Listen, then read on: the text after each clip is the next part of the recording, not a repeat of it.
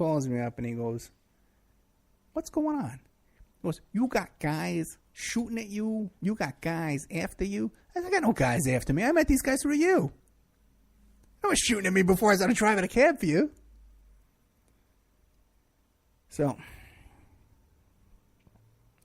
he goes, listen, you can't work back here. He says, I'll get you a job at one of the other cab companies, but you can't come work back here because these guys called up here and they said they'll pay for the cab and they'll fix all the damage to the cab, but they want your name and address. So they want me to give you up so they can come get you. But we're not fired, but you just can't work here anymore. Okay, great. Thanks. Thanks for nothing. Village Car Service. Okay. Now, here I am. I was in a tough time in my life. I told you the case and stuff, So I was in a position for a first time in a long time where I didn't have like an army of guys I could turn to. Okay? I didn't have an army to go to. I had no guys of my own. There's guys coming to my house looking for me to come kill me, and I got no guys of my own. Those kind of guys that you need, those kind of situations. First time in my life, too, by the way, that I realized I got no guys. I had a couple of guys, but not that I could, really. I didn't have an army. And it was a revelation in my life that I didn't have an army. But I got to tell you this.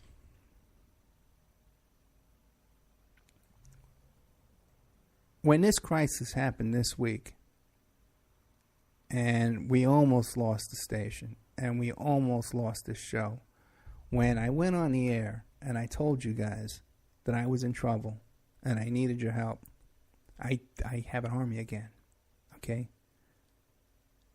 We got an army, okay?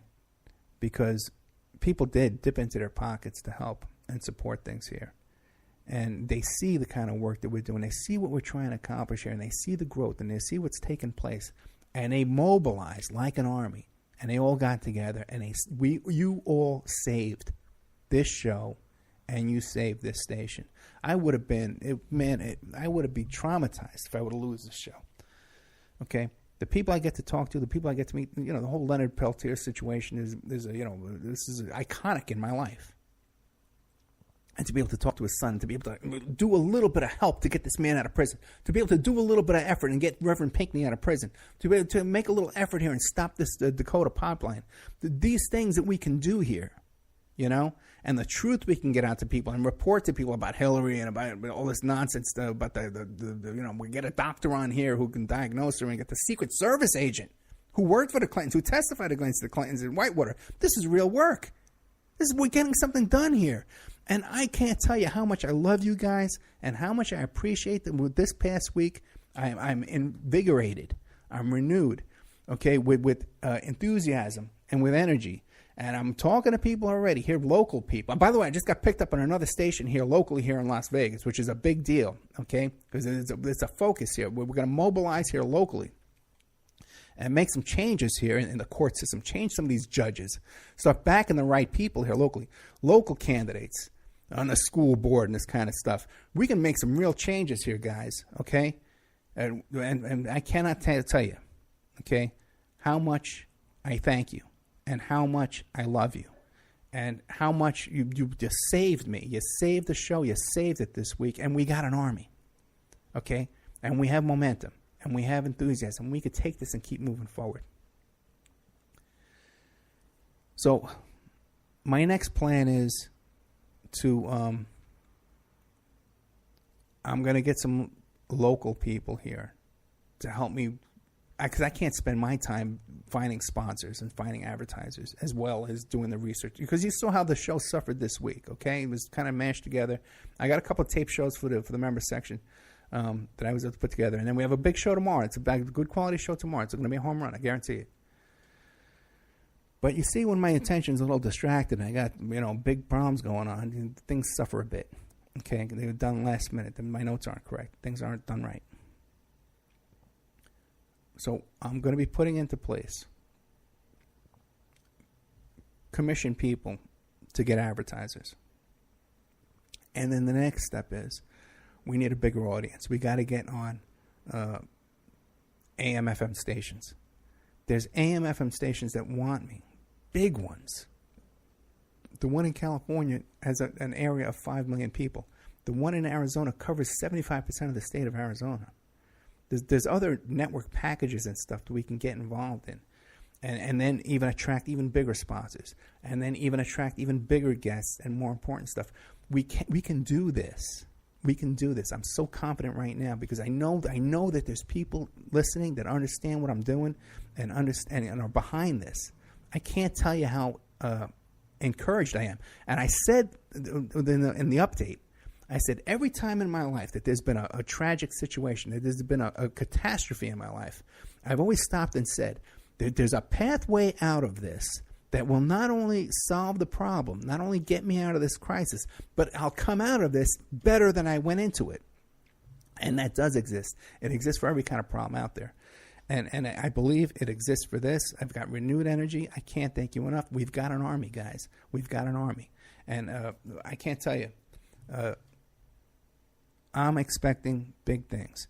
And I appreciate your prayers and all your support, the financial support, and even the other things we talked about too, like clicking on the ads and visiting the sponsors and stuff. It's all in the YouTube channel video called Update on Awake Radio and Opera Report. I just did it the other day.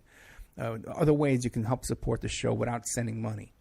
Just by watching, instead of when you watch the YouTube video, instead of clicking skip ad, if you watch that little ad and let it play out, we can get YouTube and Google to support the show.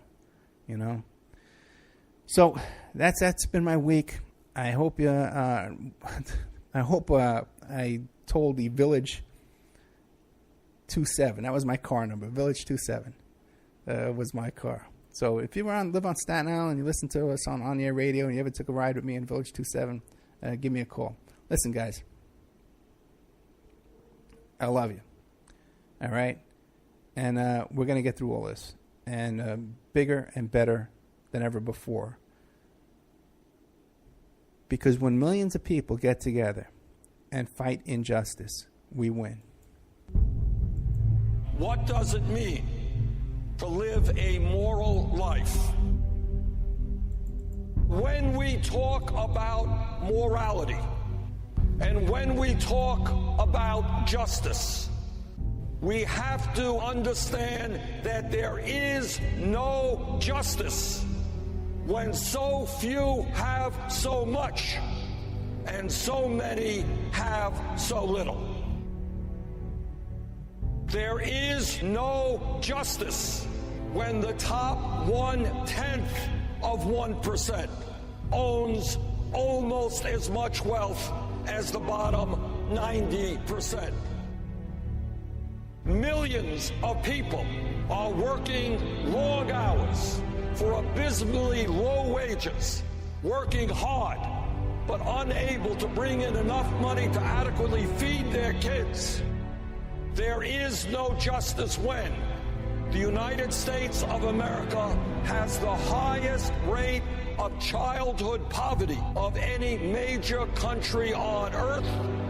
How can we talk about morality, about justice, when we turn our backs on the children of our country? We have in this country sufficient amounts of money to put more people in jail than any other country on earth. But apparently we do not have enough money to provide jobs and education to our young people.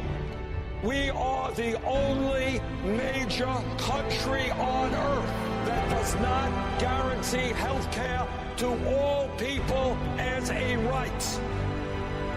All of God's children, the poor, the wretched, they have a right to go to a doctor when they are sick.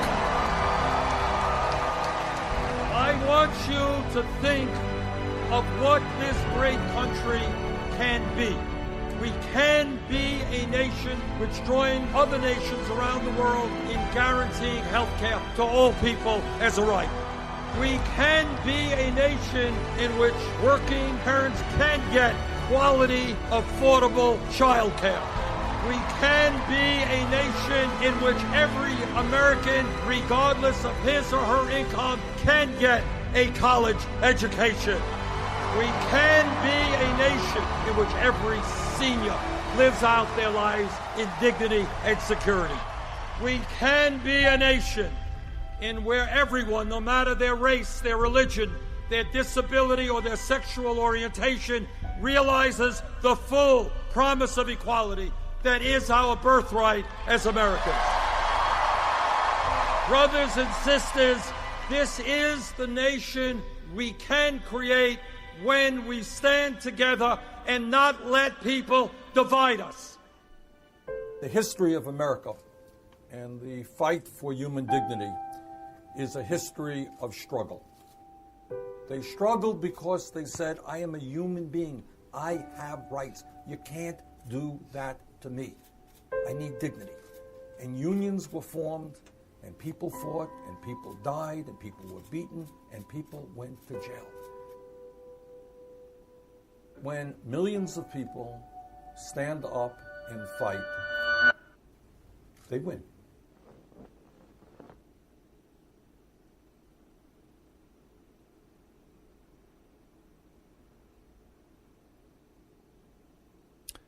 Okay, coming up next is Pierce Redmond, Porkins Policy, and I forget who his guest is, but I know it's a really good guest because I was looking at it before I started preparing tonight. It's been a long, long day. I had to produce for Nico House, and then I had to go live with Chauncey Peltier, and then I got to do my little live segment there. But listen, guys, coming up next, Porkins Policy.